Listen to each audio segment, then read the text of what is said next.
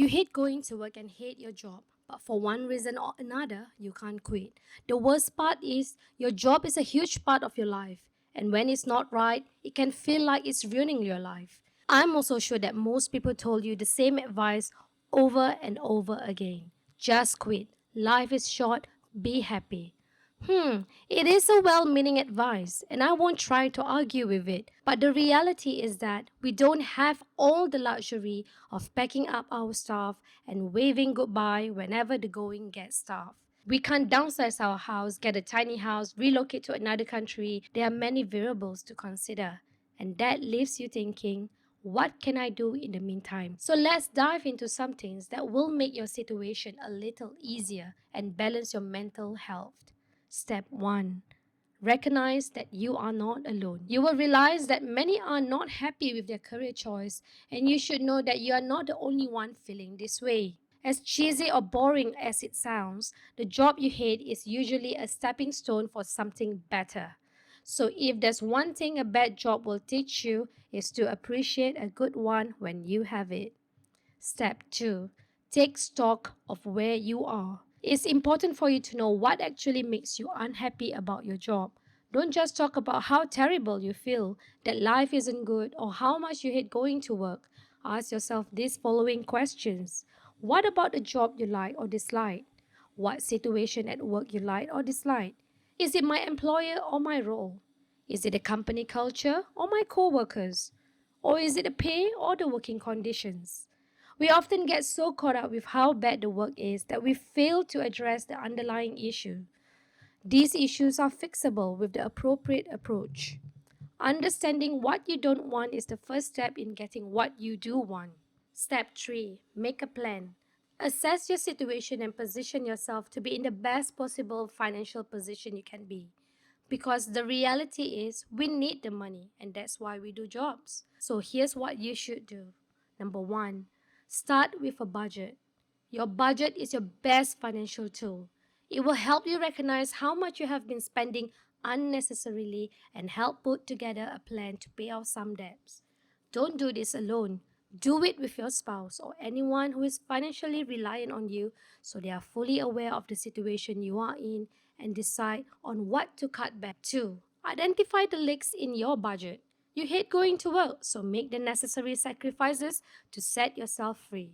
Cancel unused gym memberships. Work out at home instead. Get rid of those free trials that you forgot to cancel. Cancel unnecessary subscription like Netflix. Trade your car in for something more affordable. Eat less outside and eat at home. Start meal planning to save money. Put aside a reasonable budget for groceries. Skip the yearly vacation if you must. And if you get tempted easily, cut your credit card into 2 pieces. Don't cancel them as yet, as you might need them in the future. And when you are ready again, you can call the bank to send you a replacement card. Little by little, small expenses add up, and those small expenses are destroying your monthly budget. Number 3, start saving at least 30% of your monthly salary and start living within your means. Gone are the days where the general rule of thumb is to have 3 to 6 months worth of expenses saved up. In today's labor market and the number of employees who get laid off and competition rising, be prepared to have at least 12 months worth of expenses saved up. If you have that, focus on clearing the debt first. However, do call your bank to arrange for a debt payoff plan. Do you know that 47% of Americans don't have enough money saved to cover a $400 emergency? They go into more debt to cover their expenses. They borrow money from friends, family, colleagues, and even licensed or non-licensed moneylender. Avoid all of this at all costs, especially if you know you are unable to pay them back on time. And back to step 4. Choose your words and friends at work wisely. When you hate your job, it can be easy to fall into office politics and gossip. What was meant as casual conversation can lead to a big mess. So be careful about talking to others about disliking the job and updating your life. Companies love references. You don't want to upset your boss because you have told everyone else you are quitting except him. The best advice that someone gave me was date in private, love in private, be happy in private, Live your life in private, and this way you can maintain yourself in private and rebuild in private. Don't get me wrong here. I'm not saying you should not consult anyone, but not everyone is your well-wisher. Step 5. Start your secret job search. Start by updating your CV, your LinkedIn, and cleaning up your social media profiles. You never know who you might have added to your friends list that could be a big influence at your next job. Put some or all your social media profiles on private too. Not everyone needs to see what you are doing on Instagram. Studies shows that 80% of recruiters use the internet to vet potential employees. So unless you have your own website, update your LinkedIn profile as it is going to be one of the top search results for your name. Step 6. Make sure your resume is actually seen.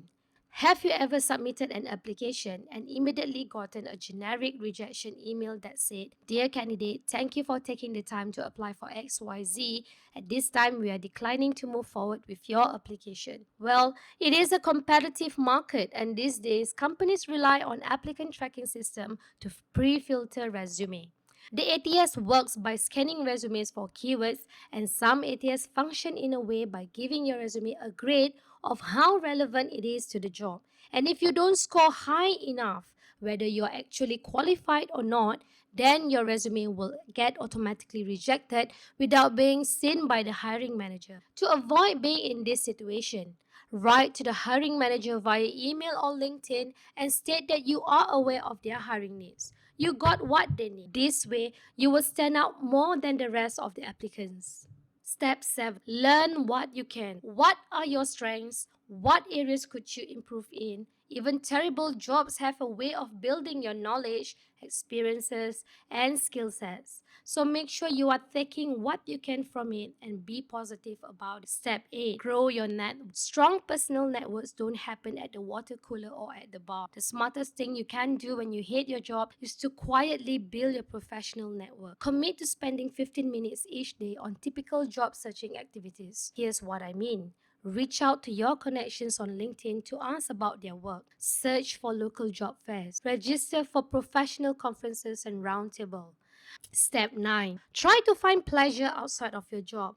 A stressful job will impact both work life and personal life.